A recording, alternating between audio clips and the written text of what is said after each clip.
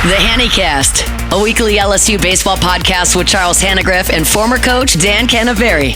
Now to break down the Tiger tape, here's Charles and Dan. Welcome to the Hnnycast for Monday, April the 21st. I'm Charles Hannegriff, along with former Tiger coach Dan Canaveri, as we take a look back at LSU's 2 out of 3 wins against Alabama. Dan, Tigers get it done on Thursday night in comeback fashion, and then hung on for a 1-run win on Friday before dropping the final game on Saturday. What stood out to you in this 3-game set the most? One of the things this team does very, very well is they compete so well, and the fact that they were down, pretty strong in the first game, and then they came back, 13 hits. To me, that's a very impressive thing. They never give up. They come back and score 7 runs in the last 2 innings. And so it says a lot about the character of the team, says a lot about who they are. And then winning a 1-run ball game, whenever you win a 1-run ball game, you got to feel good about your club. And, of course, Ianson, pitched well. I think the starting pitching, when you look at Anderson and Anderson went no walks, 10 strikeouts, and then, 5 walks, 12 strikeouts for Ianson.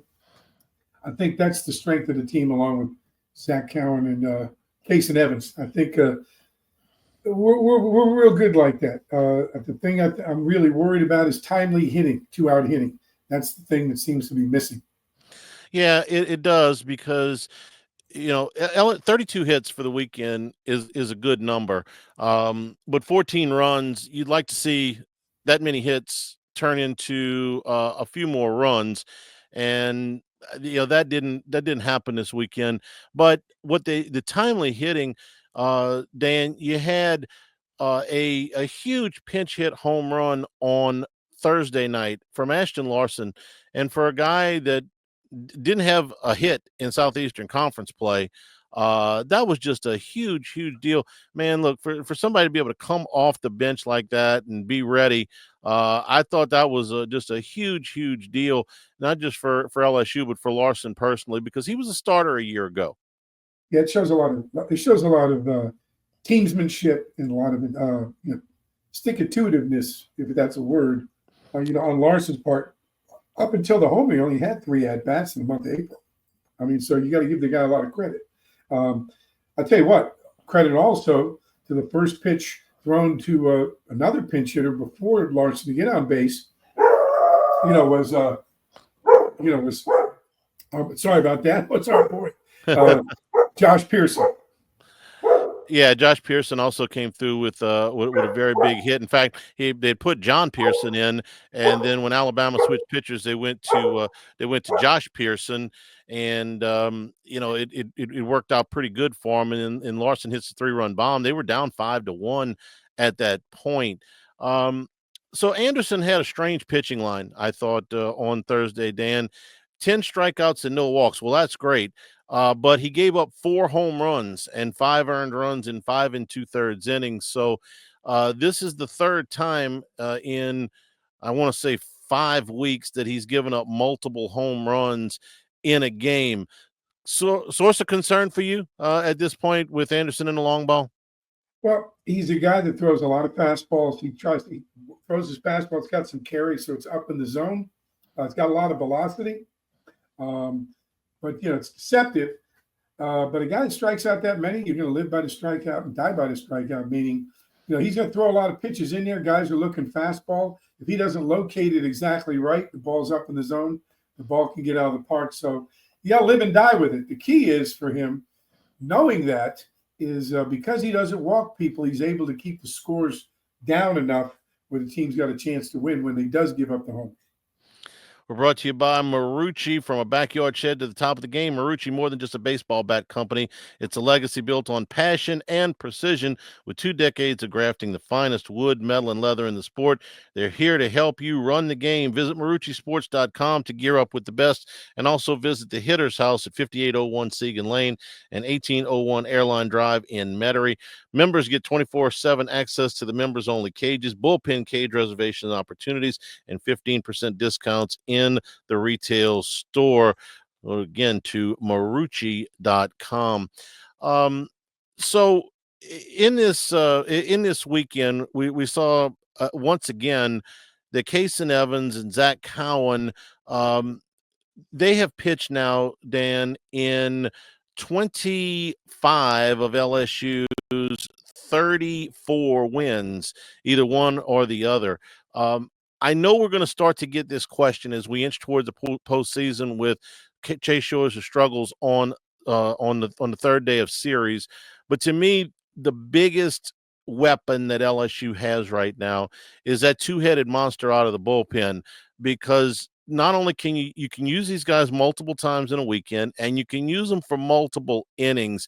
So I'm sure that there'll be some temptation to say, hey, put Cowan in the starting rotation. But I don't know. For me, I think they're perfect right where they are. Well, you need them to win. The way it looks like right now is with your pitching staff. You've got two starters that carry innings, Ianson and Cade Anderson. They give you a chance to get into the sixth, seventh inning with a chance to win. You got to have Evans and you got to have Cowan to win those two games to win the series.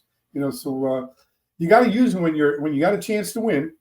And then Sunday or the game 3, depending on how the weekend works, you got to go with the rest of the people that haven't pitched, and somebody's got to start stepping up if you're going to get into the postseason and make a run. And the other thing is, you got to hit on day 3. Like our team's got to hit.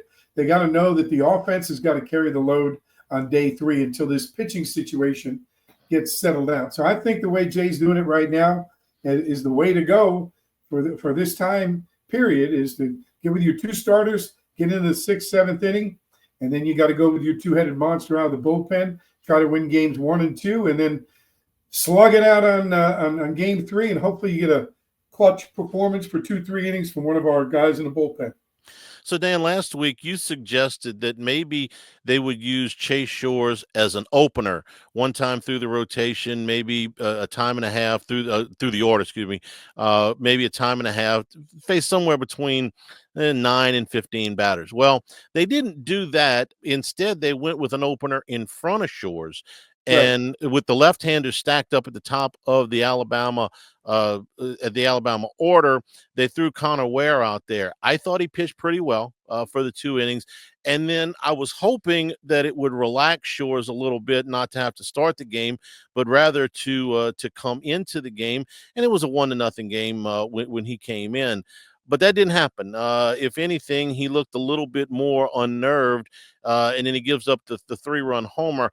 I thought after the home run, he pitched a little bit better.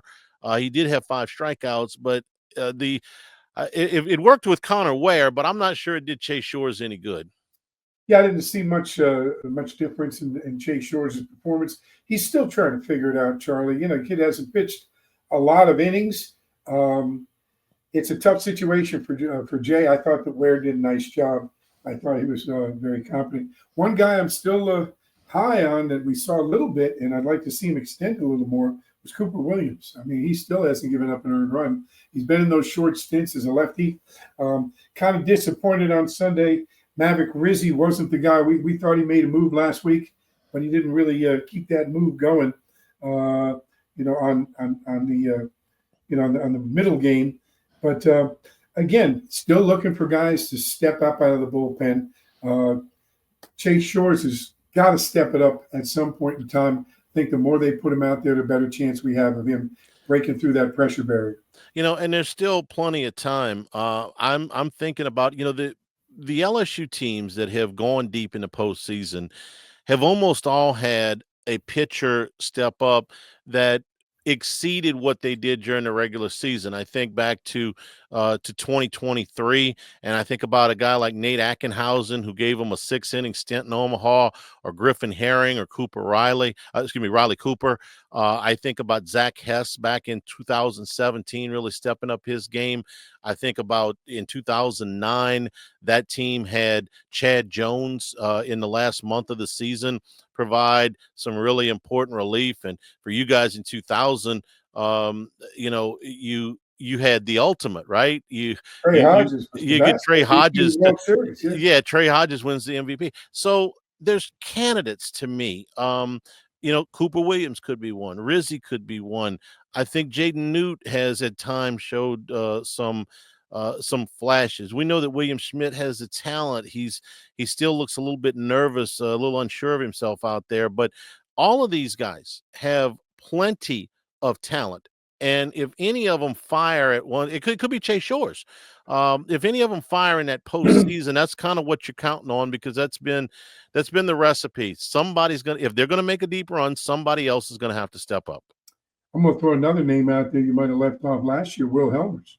Yeah, Will Helmer's in the that's a great example. In the regional, he gave him a chance, and it greatly exceeded what he had done in the regular season. He got a great chance there. So it's got to be one of those guys that gives them, and it doesn't. I'm not saying they've got to go out there and go on a run like Hodges did for 8 games or something like that. It could be one game. I'll give you another one. Dan, you'll remember this guy from 1998, I believe it was, Brandon Bowe. Brandon gave us a heck of a regional performance against Cal State Fullerton, who was a juggernaut at the time, and Bo came in the regional and really held on till the offense could catch up, and it gave you guys a chance to get back in that game and eventually win it. I think Cressy had a grand slam to center field in that game as well. But it's got to be somebody that gives them an opportunity, that is given an opportunity to do something they didn't do in the regular season. I'm hoping that this year that Chase Shores turns into this year's Thatcher Hurd. Yeah, who did the job in 2023, came on at the end of the year and gave some good innings when they needed it the most. And again, it's always a work in progress. People always want the team to be set in April. I mean, we got a lot of baseball to go, and there's a lot of development. And I'll tell you one thing that always seems to happen, people kind of rule out here. Once they get past finals, it's a heck of a time for guys to play baseball, especially at LSU. You don't have to go to class. You're on the road, you're with your teammates, you got plenty of time, you can work on your game. You're really, and especially now with NIL and guys having money in their pocket, you feel like you're a professional baseball player, which had been your dream all along, and you're playing against the best competition you can play in front of. And if you have a good season, you're playing at home in front of the greatest fans in the country. So one of the reasons that LSU really makes a run at the end of the year is the combination of all those things. And it's held true since I came here in 1990. Yeah, and you're playing in front of the biggest crowds of the year, too, at that time. We're a couple of weeks away from that. We're brought to you by Bayou Apparel. If you're looking for anything LSU, go to the website, which is everythinglsu.com, made by local, ships from Baton Rouge. They also do logos. They do products that showcase your brand, hats, event T-shirts, logos, all those items for your business. You can also give them a call at 225-928-9090, or again, at the website, it's everythinglsu.com. Bayou Apparel, one of the few local LSU official licensees, been around since 2009. All right, I want to talk about something else that is working, that maybe there is a little bit of a temptation to fiddle with, but I wouldn't.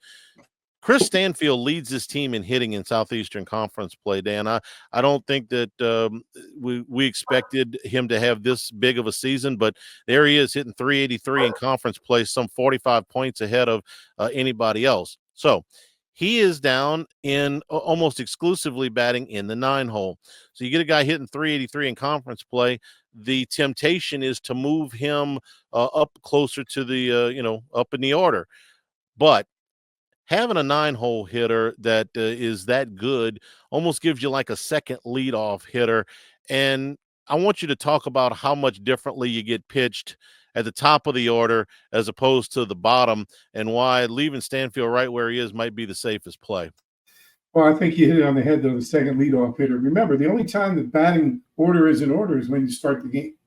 So, him being the way Jay does the batting order, as he's mentioned many times, is that, he tries to score 2 runs every inning by placing the people together to score runs. So it's not necessarily a traditional Major League Baseball lineup. But again, to have Stanfield in that 9-hole, He's comfortable. He's producing well. He's not upset with it. It's helping the team score runs. I just leave it alone and don't mess with success. I think he's great down there. Remember now, when you talk about Ashton Larson, Stanfield's the one that pushed Larson out of the lineup the way he's playing. I mean, because, if he wasn't playing as well as he's playing, Larson would be in left or right field, and you'd see Curiel in center. So, give Stanfield a lot of credit. He has really given this team a boost. He's played a great center field, and being on base as much as he has and hitting the way he has, you got to leave him right there, because that's really a big part of your offense. And remember now, he gets on base, then you got Curiel, Dickinson, and Jones, depending on how they play the order, up at the top of the order. That produces a lot of runs. So again, I think the way they're stacked together is more important than what order they're batting in. Let's bring in Doug Thompson now, who was on the call this weekend. Doug, good to have you with us. Give us your big takeaways from the weekend at the box. Well, obviously, Friday or I guess Thursday and Friday were as good a games as you want to see. And LSU had some great moments, hitting and defensively and pitching, and all the things were accomplished. And then, frankly, Sunday kind of the wheels fell off with the pitching. I mean, 10 walks, several hit by batsmen. It's hard to be competitive in a league like the SEC. With all those free passes. I mean, that's really kind of how the weekend boils down. So. All in all, though, you win a series, and you have to have very short memory and thick skin in this league and be ready to move on to the next. I mean, look at Tennessee. They lost 2 to Kentucky. Arkansas lost 2, or were they to A&M? Yeah. Vanderbilt sweeps Georgia. I mean, just take a look around the rest of the league, and that 2-1 weekend against Alabama is just good, just fine. And again, time to look forward to the next. Yeah, it's a tough league. Tennessee's lost 2 consecutive home series. Georgia's been swept twice in the last 3 weeks. And, Dan, I promise we're still a couple of weeks away from talking about RPIs, but they are the number 1 RPI team in the country. They've been swept twice. Auburn sweeps LSU last weekend, and they get swept at Texas. And as Doug mentioned, Arkansas has lost a series this weekend to a suddenly hot A&M team. And Arkansas has lost now 2 series in a row. So there's no off weeks in the league. With the exception of Missouri, who still hasn't won a game, and I'm not sure they're going to. Bless them, that is defying baseball conventional wisdom that even if you don't have a great club, you're going to win some. The fewest number of wins for a Southeastern Conference team since the league went to 30 games was 4. And Alabama did that back in 1993, and they only played 26 games because of rainouts that year. I don't think Missouri's getting to 4. I don't know if they're going to get to 2, to be honest with you. They just look a little bit overmatched. Yeah, I'll tell you what, Sean, you talk about the teams. Throw in that South Carolina got 2 out of 3 against Ole Miss. That's the heck of a weekend for Paul Maneri, who was struggling at the bottom of the conference. It's all up in the air right now. And again, when you talk about those teams, we said last week, let's see what Auburn does next week after playing as great as they played against LSU. So it all comes out in the wash. They're 3-3 over 2 weekends, which is the way the SEC works. We're brought to you by Dependable Storage, 8 locations across Louisiana and 1 in Mississippi and Gulfport. Check out the facilities. They'll match any competitor's pricing, convenient online rentals and payments, and free use of the moving truck for new rental move-ins. Clean, secure, and conveniently located facilities. Check out the website at dependablestorage.com for locations, pricing, and rentals. Like Skip Bertman says, at Dependable Storage, we want your stuff. I want to talk about Jake Brown here for a minute.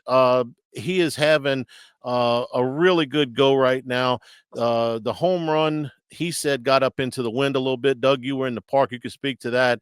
But the triple, he hit the daylights out of that ball. He's going so good right now.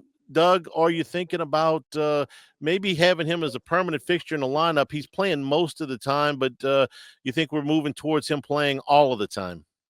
Honestly, I kind of already felt like that was the case. I mean, I know that he got the last day, the last game off, or I guess he didn't start either of the last 2 games, but yeah, I mean, he's playing great. And I think that he's certainly earn that starting spot for sure. But you've got other great guys too to be able to go out there and give him some rest and some time off. So yeah, Jake Brown, Larson, and Pearson, that three-headed monster out there in right field. It's a luxury to have those three to choose from each day. And you can also, especially if you've got a right-handed batter, a right-handed pitcher, you can put one of those guys into the DH spot and sit Fry if you wanted to. Now Fry, was rolling around there, rolling pretty good there for a while. He did have the home run here. I think he's having a good year. But if you wanted to go righty lefty, you could put one of those guys in the DH spot against a right-handed pitcher. I'm going to throw another thing out there, We lose Charlie. Charlie. Yeah. Go ahead. I got to throw another thing out there, Charlie. Go ahead, Dan. We saw a little bit of it. Jared Jones going to third base and Jake Brown playing first. That's an opportunity to get some offense because you're gaining 100 points at third base in the batting average between Braswell and Jones, and it looked like he can play there pretty good. He made a nice play on a bunt by Brady How about Neal. that? So, That was a great play. He's shown he's got the athleticism, helps in the draft stock. Jake Brown obviously can play first. So you face a right-handed pitcher, you might see that happen a lot. Doug? I mean, look, Braswell's really good over there at third base. And, I hear you, Cano. And, if you want to get your best possible offense on the field, then that's a solution. That's a potential solution for sure. But it's fairly, I don't want to say it's far-fetched. I would have said it was far-fetched if he would have butchered that bunt the other day from Neal. But he really played that ball well, and it was a tough play. It was not a routine play, and he really made it look like it was pretty easy. So, yeah, if you're looking to get your best 9 possible sticks on the field, if Jared Jones were to slide over there to third base, and that would allow several different options with Brown and Pearson and Larson and others, really. So Ethan Fry even, I would imagine, could go over there and play some first base. So yeah, could be interesting, but I for some reason I just don't expect to see it happen very much. All right, we need to talk about Jones here for a minute because he's scuffling a little bit. The numbers for the season are fine, but of late the strikeouts have become a problem. He struck out 6 times this weekend. And Doug, it seems to me the pitch he is struggling with most is the high fastball. It seems like they started pitching him that way at Auburn, and he's been struggling a little bit to catch up to the high heat. He's swinging at some pitches that are at or above the letters. And so he's fighting it a little bit right now. Well, I mean, look, they're pitching him totally different than anyone else, and he's probably just now starting to see fastballs. Honestly, I would guarantee he's seen the least amount of fastballs on the team coming into the last couple weeks. But they definitely are starting to challenge him up there in the zone with the high velocity fastballs and breaking ball counts, especially. And every hitter struggles at some point of the year. I mean. He still hit the ball hard several times this weekend. The strikeout numbers have jumped up a little bit. But again, when you're the guy in that lineup with the target on your back, sometimes it's not quite what it seems when you're looking at the end of the game and you got 2 strikeouts by your name. I mean, so they're pitching him really tough, but I still think he's going to end up with 20, 25 home runs, and he's going to sit right in the middle of that lineup all year. So either way, it doesn't matter if he's struggling now or not. Nothing's going to change, and he will certainly figure it out. And like I said, I think he's still going to produce. Dan, what do you think about the way people are pitching Jones right now? Well, Doug, you know this. On that chart, I don't know if they have it electronically, digitally, or however they do it now. There's a big red circle around Jared Jones to say, "Don't let this guy beat me." And so, as you say, every weekend, every at-bat, they're going to try to pitch him differently so he can't anticipate pitches and hit one out. So I think that's really the big thing. They're mixing on him. They're doing different patterns. Every at-bat, they're treating it like the bases are loaded with no outs. And so he's got a tough task, but that's what goes with being that guy and going to be a number 1 draft pick. And so Dylan Cruz struggled with that a little bit for a while. He struggled with big leagues with that. It's funny you say that, Cano. I wasn't going to cite Dylan Cruz struggles in the big leagues. I was going to say I was talking to Nolan Cain maybe a couple years back, and he was telling me about a day he was recruiting Cruz, and he said, at the end of that tournament, he was like 1 for 9, And I told him I really, that's when he told me he wanted to be a Tiger. Whatever. I was like, wait, he was 1 for 9. He's like, oh, dude, he never hit well in tournaments. And I said, why? And he said, because of what we're talking about. Because he never saw a fastball. It would be sliders and curveballs and changeups and the craziest counts, and people were intentionally walking him. And that's what happens when you're the best hitter on the field. Keno, we used to say it all the time: a pattern 2, pattern 3. No matter what Pattern three, happens this this guy. weekend, yeah, there'd be certain guys that just simply weren't going to see a fastball over the plate all weekend. Like, just wasn't going to happen. And maybe that's the case right now with Jared Jones. He's not missing them in the strike zone. He's chasing them up out of the strike zone. But again, this kid's got tons of experience under his belt. He's as hard a worker as anybody out there, and he's going to figure it out. And like I said, he'll be there in the end. We're brought to you by Lake Urgent Care. 25 years of experience. They're dedicated to providing quality care close to home. They treat minor illnesses and injuries for ages 3 months and up at 17 convenient locations, including Baton Rouge, Hammond, Livingston, and Ascension Parish. Plus, they offer occupational weight loss and health solutions. As a seamless extension of Our Lady of the Lake, patients can access care from anywhere with the My Chart patient portal. Our urgent care centers are open 7 days a week. Simply walk in, check in online, or schedule a virtual care visit at lakeurgentcare.com. Doug, before you joined us, we were talking a little bit about the Saturday game, and Jay Johnson inserted Connor Ware for what was essentially an opener. He pitched 2 innings, did a nice job, and maybe that was to settle Chase Shores down a little bit, and also not have to face all those lefties right out of the chute. But Shores, he did give up the 3-run homer and struggled a little bit again. What do you think Jay Johnson's next move will be in regards to the 3rd game of the series? I don't know. I think that's a great question. I think that, if you're going to go into the weekend knowing the third starter is not going to be Chase Shores, especially against Tennessee, then I think that there's 3 or 4 guys that you would think about being that third starter. I think obviously Zach Callen would be one of those. Clearly, clearly they feel like Connor Ware is potentially one of those guys. But I don't know, Charlie. That's a great question. I wasn't really ever clear on why Connor Ware straight to Chase Shores. Um, Perhaps it was to get around. They had, a lefty every other hitter. I think they had 4 lefties or maybe 5 lefties in their starting lineup. And they wanted to get him back around the lineup to the 3-hole kid that hit so well over the weekend. But I'm not really sure, man. I don't know what they're thinking in terms of their third starter. In my mind right now, as far as I know, Chase Shores is going to be their third starter this weekend. And maybe and maybe he will be. Dan, when a guy's kind of struggling with his command like that, what do you, as a coach, what do you do? The velocity's there, and I don't think that stamina has been a problem. It seems mostly he's just not throwing as many strikes as you would like, and the command hasn't been there. What do you do to try to help him out? That's a tough one. I mean, the bottom line is, if he's walking a lot of guys, you got to center the ball more, throw more fastballs. But if they're hitting him, you don't want to throw as many fastballs. You don't want to center the ball. So that's kind of a game day feel, depending on how he's throwing. That's, again, the relationship between the two, the pitching coach, the pitch caller, and the guy that's throwing the pitches. There's really not much you can do.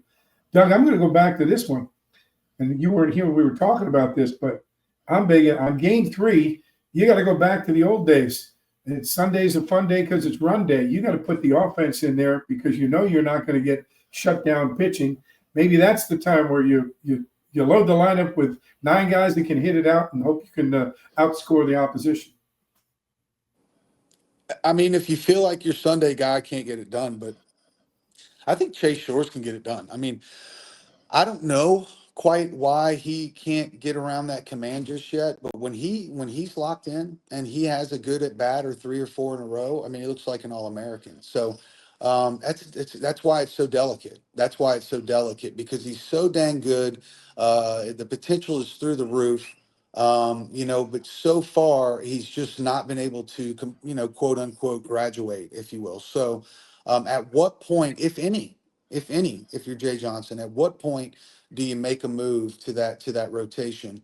Some would say sooner rather than later. Some would say let the season ride out, and when you make the changes, make it in the postseason.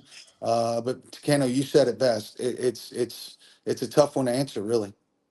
Just ride him. Personally, I just think you got to ride him. If he's your best guy potentially, you got to ride him and just coach the daylights out of him and try to get his confidence up and just keep working and working. And then hopefully one day it just clicks. And we talked about earlier, it happened for us in 2000 with Trey Hodges. It happened with Will Helmers. You had some people that did it. Thatcher Hurd. I mean, the end of the season, Doug, you weren't here when we said about it, but at the end of the season when there's no school and you're going on the road, you're with your team, you're playing in front of fans, and you're a professional baseball player, the whole thing changes. The attitudes change, and guys really get into it. It really does change. It really does. That used to be my favorite time of the year, of course. It's a tough time for coaches. Let me throw this out there, and if this is a dumb idea, you feel free to tell me if this is a dumb idea. There's only 3 midweek games left, but is it out of the question that you would throw Shores out there in one of these things to start it, just to break up his routine? Maybe he doesn't feel as much pressure. They've got a game a week from Tuesday against Grambling that I'm kind of eyeballing. Is it crazy enough to say, hey, throw him out there? I know it's late in the season. Throw him out there in a midweek game and see if that gets him kickstarted. If he doesn't start this weekend, I would say, it's a no-brainer. Let him go out there and have 12, 13 strikeouts in 6 innings and dominate, and maybe that'll, get him some confidence that he needs. But again, I'm not so sure that it's confidence that he's lacking. I mean, this guy's likely going to be a first-round draft pick, and let's remember he's not even to 100 college innings yet. Like he's coming off basically a year and a half of injury. So I don't know. I tend to be where Kano is. Just ride him, and it's not like he's lost every game that he's pitched this year, right? Like the guy can win in this league. He just got to put it together, and the only way for him to put it together is to get out there and do it. I'm of the nature of, I'm with Doug here. Put him out there, keep him going on Sunday. But I think you got to use these 3 midweek games, put the pressure on the guys out of the bullpen and figure out who you can count on. Like, put some pressure on them. You're going to go 1 or 2 innings tonight, and I expect scoreless baseball. Put the heat on those guys to try to get some of those guys to graduate while you're riding Shores, who's got the most potential of anybody. I think you got to build your staff with those 3 midweek games. You really have to build them up because you're going to need them. You're going to need them in the postseason, and they got to get out there and figure it out too. We're brought to you by the law firm of O.C. Brown. Dana Brown and his team of attorneys carrying on his father O.C.'s legacy for over 30 years. If you've been in a car accident or if you need legal assistance in other areas, the law offices of O.C. Brown should be your first and only call. Truly your law firm for a lifetime, and the initial consultation is always free. Give them a call at 225-343-1111, 343-1111, or on the web, OC Brown, OSSIE Brown.com. We got 4 SEC series to go. Tennessee comes in this weekend. These are the last 2 national championship teams. Doug, Tony Vitello is one of the more colorful coaches in the league. Tennessee plays with a little bit of an edge to them. They're a really talented club, and LSU and Tennessee have squared off in some really big games here in the last couple of years. This I'm expecting the biggest crowds of the year this Friday, Saturday, Sunday at the box, and this is going to be one of those real, not that any of them are low intensity, but this may be the highest of high intensities coming up this weekend. Oh, it's going to be awesome. I mean, the place is going to be electric. They came in town 2 years ago, and it was awesome. This is going to be the best it gets in college baseball. I mean, it's going to be exciting. There's going to be fireworks. I'm sure there'll be homers. There'll be great pitching. This is probably 2 of the best, 4 or 5 teams in the SEC. They're, of course, 2 of the highest ranked teams in the country. Tony Vitello and Jay Johnson are 2 of the best coaches right now out there. So it's got all of the key ingredients, Charlie, to be an all-time great one. If you were to write a movie, and you wanted to have a series, Vitello's great in Baton Rouge because the Baton Rouge people, after that regional we played there, super regional, he's the villain. So people are going to come out for the villain. But the other thing, Doug, it's alumni weekend.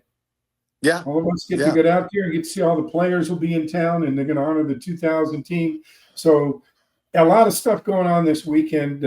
Middle of crawfish season. Hopefully the weather cooperates, and it's a great weekend for everybody. Win, lose, or draw, it's great for college baseball. 25-year reunion of the 2000 national champions. Is that Saturday, Dan? Saturday evening, yeah, we'll be down there. It's sad that 25 years. This means I'm getting old, and Doug, you're getting old because you were before those guys. Trust me, I feel old. Feel like I'm getting old. That game, beating Stanford, that was an all-timer. And Oh my gosh. like the Warren Morris game, the Warren Morris game, the way it ended, okay, is the most iconic moment in college baseball history. But that was a great game even before that. That 2000 game had so many elements to it, giving up the grand slam early and Ray Wright's catch and Jeremy Whitten homering off of Justin Wayne after he had struck out the previous time. And I just remember, Blair Barbier's iconic at bat where he fouled off. Pitch Felt like, at bat. yeah, he just fouled him off, He had until he to play finally down went the deep. line too. Play down the line. I want to say the bases were loaded, or Yes. second or third. He had a game saving play. You're right. That was one of the most riveting College World Series championship games of all time. I got to say this, and like you said, Charlie, Warren Morris game was not. It was great without the Warren Morris home run. Throwing the Warren Morris home run in there probably makes it the greatest national championship game of all time. Charlie, that game against Stanford, not only did you have, all those things you mentioned, but we went against 2 first-round picks who split the game. And we're throwing Brian Talbot and others. Billy Bryan, Waylon Guidry, Shane Newman, people going in there. And then, of course, Hodges comes in and slams the door. But Blair has a great story. He gets the team up. We went 18 at-bats without hitting the ball out of the infield. Wow, I didn't realize that. Skip. This is why he's Skip. I listened to that pregame interview before, and he says, the great thing about it is, this is a game about people stepping up. He goes, like Jeremy Whitten. See, he's only got about 6 home runs for the year, but he might hit 2 today. And well, he didn't hit 2, but he hit 1 off of Justin Wayne, and Wayne struck him out the time before that, and I swear he missed that breaking ball by 1.5 feet. And so it's like, this guy, Witten's not going to be able to hit this guy. I think Wayne was the 5th pick in the draft that year. And Whitten takes him out over the left field fence. And then the other thing is, in the 9th, Terrio singles to open it up. And that's the national championship over there at first base. And you're thinking, well, 99 out of 100 managers would bunt there. Just bunt him over. Never and thought. Skip said, no, I'm letting Mike Fontenot swing away, and Fontenot draws the walk. And then Cressy, who had, was the player of the year, he'd won the Dick Hauser that year, but he'd had a really rough series. I think he'd only had a couple of hits in the series so far. He's 1 for 18, Charlie. Yeah, he had the 1 hit, I think, against Florida State off of maybe Blair Varnes, and then he comes up there and it's like, well, you're gonna is he gonna roll over on one here? Nope, I'm gonna let Cressy's gonna swing away. You're gonna line one in the outfield, and we're gonna win the game. And then there it happened, because he's Skip. He knows all, I guess. Well, he's the greatest game coach I've ever seen in my life. And when Fontenot walks up to the plate, he turns to me and he goes, there's no chance I'm bunting here. The guy's going to play in the big leagues. I want him to hit a 2-run homer and end this thing. I mean, that's the way he thought. He's just like, why give up a bunt? Then they can walk Cressy. Why would I take 2 guys that could play in the big leagues out of the offense to bunt because somebody said so in 1926? And I don't remember. I don't think Fontenot saw a strike in that at bat, or maybe one. Memory fades a little bit, but I know that the pitches were up in the zone because they were expecting him to bunt, and they didn't want to give him anything to bunt. So everything was up in the zone. He ends up drawing the walk, and well, the rest is history. It'll be fun to tell. Some of those stories too for the 2000 championship run, because that was a great team. That was a great team. Mm-hmm. Thanks, guys. We'll be back next week after the Tennessee series. For Doug Thompson, for Dan Canaveri, I'm Charles Hnnycast saying thank you. Good afternoon. This has been the Hnnycast for Monday, April 21st.